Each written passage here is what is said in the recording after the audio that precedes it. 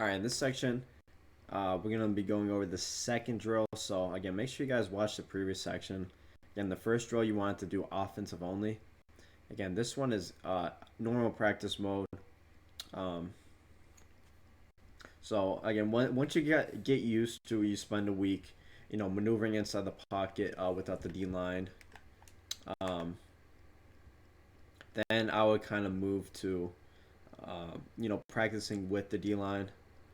So, again, obviously, this is going to replicate how it would be in a real game. And again, after a week of kind of maneuvering around and kind of getting used to stepping up in and staying within the tackle box, by then you're going to be kind of used to the movement. Now it's all about getting used to shifting away from the pressure. So it's adding in another element.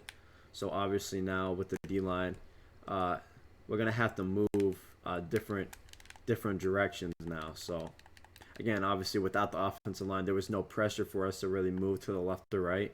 Now when you throw in this extra element, there is kind of pressure to say, hey, yeah, you got to move. There's pressure coming in off the right side here, or the DN kind of was able to get around. So we gotta be able to kind of adjust now in the game, and we can't just randomly drift left or right. We gotta say, okay, again, pressure coming in off the right, we gotta step up into the right now. So again here, at first, again, we want to step up, but now we kind of have a sense of where do we step up into the left or do we step up into the right. And now that we have the D line involved, again, this was kind of the threat at the start of the play. And again, this is with me keeping my eyes down the field. I've gotten so used to it. So again, I kind of just sensed and felt pressure off the left side. So that's why I stepped up into the right. And then, again, obviously, this guy was able to break the double team. So, again, we have to step up even more. So, because, again, if we're stepping back here, this play is completely over right here.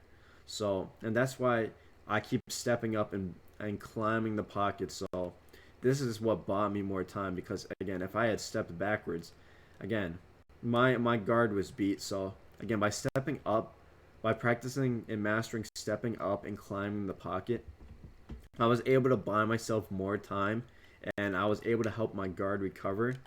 And all while keeping my eyes on the field, I was able to complete the pass. Whereas, if I had, had drifted back in the pocket, this wouldn't have happened. It would have gone from like a negative 7-yard play to instead now we got a 30-yard play.